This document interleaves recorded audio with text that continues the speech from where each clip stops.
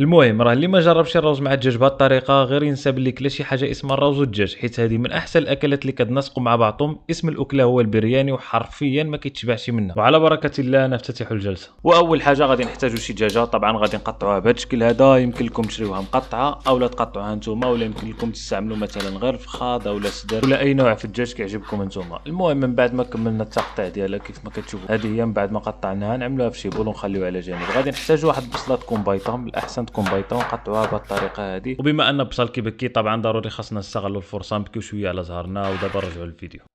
قصبروا معدنوس كنجيبوه ونهشيوه بهذا الشكل هذا حتى هو ونخليوه حدانا. النعناع اللي غادي نستعملوا له غير الوراق ديالو نهشيوه ونخليوه حتى هو حدانا. الدجاج اللي قطعناه نزيدوا عليه اليوغورت، الثوم، الزنجبيل، الهيل، التحميره، سكينجبير، الخرقوم، الكيمون والابزار. نزيدوا الربيع والنعناع اللي هشيناه. نزيدوا بهار الكرم مسالا باش كيعطينا ديك شويه د الطيبه الهنديه في الماكله. شويه د الملاح، تعصيره مزيونه د الليمون.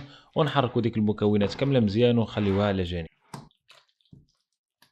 وفي شي مقله نعملوا الزيت. من بعد ما يسخن الزيت نزلوا البصل ديالنا باش يتقلى، نقليوه حتى يشبر هذا اللون هذا. من بعد نحيدوه ونعملوه في شي طبيسه اللي خاص يكون فيه بابي سيرفيت باش يشرب ديك الزيت ويخلي لنا ما امكن ديك البصل ديالنا كريسبي. وهيدا كنكملوا حتى كنقليو ديك البصل كامل. شويه من ديك البصل اللي قلينا كنزيدوه على ديك الدجاج اللي راقدناه دابا عاد نخلطوه ونخليوه على جانب. كاس الماء نعملوا فيه شويه الزعفران ونخليوها يطلق في اتساع. طنجره فيها الماء نعملوا فيها سوداني، زنجبيل، كيمون صحيح والهيل، ملاح وشويه زيت. ومن بعد ما يغلي الماء نزلوا الروز ديالنا ونخليوه يتسلق ما بين 8 حتى ل 10 دقائق. غير يوجد الروز نحيدوه ونصفيو منه ديك الماء. طنجره نعملوا فيها الزيت، نزلوا فيها الدجاج اللي وجدنا، نزيدوا عليه شويه الملاح، نزيدوا عليه الربيع، ونزيدوا النعناع اللي هشيناه والبصل حتى هو اللي قلينا، ونحاولوا نفرقوا داكشي كامل على الطنجره كامله. فوق من هادشي نزيدوا الروز اللي سلقناه، ونزيدوا فوق منه الزعفران اللي خليناه يطلق في الماء. نغطيو الطنجره بابي الومنيوم، نشدوا عليها ونخليوها فوق بوطه غدير لكم واحد نص ساعه تقريبا. وهيدا كنكونوا وجدنا احسن الات الروز مع الدجاج تقدروا تجربوها في الحياه ديالكم، وانا متاكد من هاد الهضره هادي. ومن بعد ما طاب كندريسيوها في شي طبيصه وبركه. غير شكل د الروز والدجاج وهو نازل في الطوبسيل ونسيمه اللي يا سلام طالعه منه. يستاهل تجربوها، حاجه جديده ومختلفه وهذا ما كان. شوفوا غير شكل دو بلا كيفاش كيجي، اكله هنديه بامتياز. كنتمنى ان شاء الله فاش تاح لكم فرصه يكون الدجاج متوفر مع الروز جربوا هاد الطريقه هادي. انا متاكد باللي غادي يعجبكم بزاف بزاف بزاف. كنتمنى يكون عجبكم الفيديو. اي ملاحظه كتبوها لي، وما تنساوش تبارطاجيو الفيديو عندكم وتطاقوا الناس اللي كيحماقوا على الروز. نتلاقاو في فيديو جديد ان شاء الله. تهلاو.